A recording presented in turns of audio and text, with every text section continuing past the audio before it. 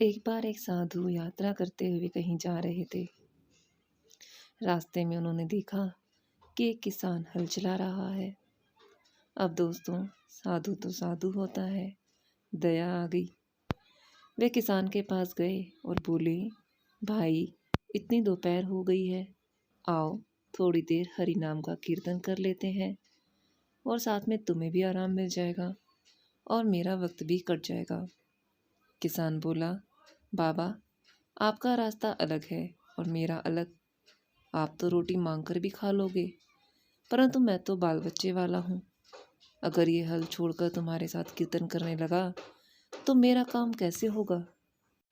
तब उन साधु ने कहा, अगर ऐसा है तो लाओ, मैं हल चलाता हूँ और तुम थोड़ी देर के लिए हरिओम का जाप कर लो, उससे तुम्हारा भी मन शांत हो जाएगा। तब किसान बोला, बाबा, आप अपने रास्ते जाओ, क्यों हमें परेशान कर रहे हो। तो साधु बोला, अरे बेटा, परेशानी तो तब होती है जब हम हरि नाम से अलग हो जाते हैं।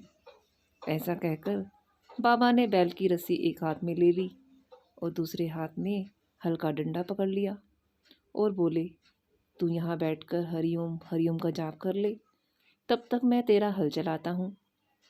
बाबा के बार बार कहने पर किसान बाबा को मना न कर सका। उस पर बाबा की बातों का जादू छा गया। तब वह साधु से बोला, अच्छा बाबा, तो बताइए क्या बोलना है।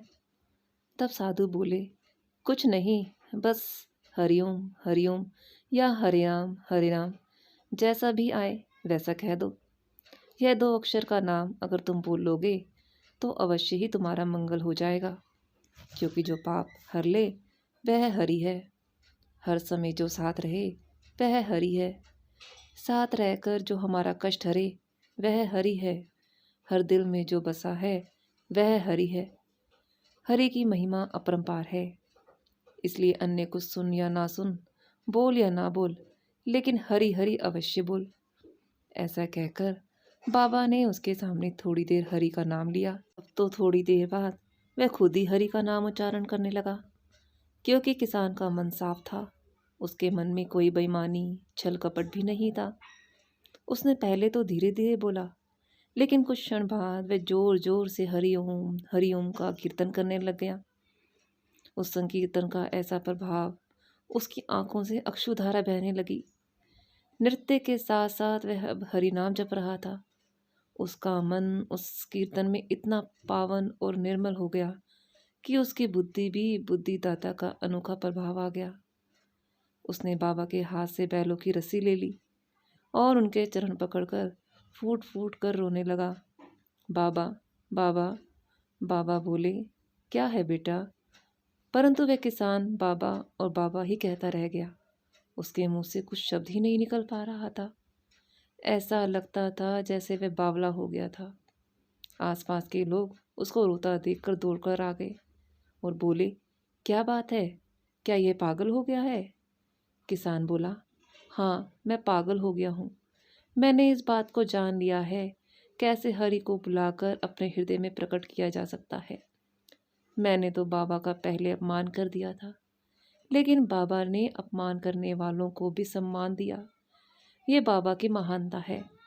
उसका चेहरा देखकर दूसरे किसानों के चेहरे भी खिल उठ गए। उनको सारी बात समझ में आ गई।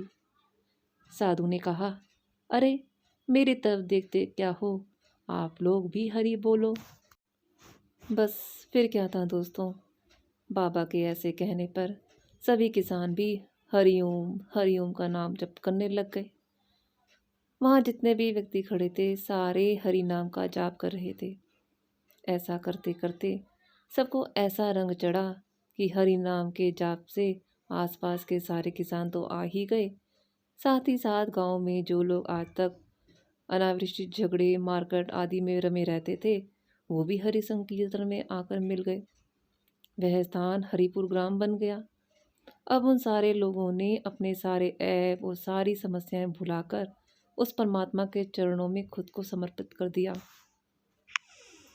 तभी तो कहते हैं कि उस परमात्मा के हजारों नाम में से एक हरि नाम ही है जो हमारे सारे अवगुण को दूर कर हमें अपनी कृपा रूपी अमृत से भर देता है।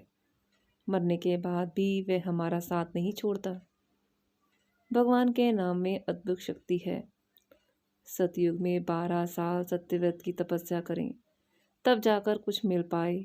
त्रेता में तप करें, द्वापर में यज्ञ और ईश्वर की उपासना करें।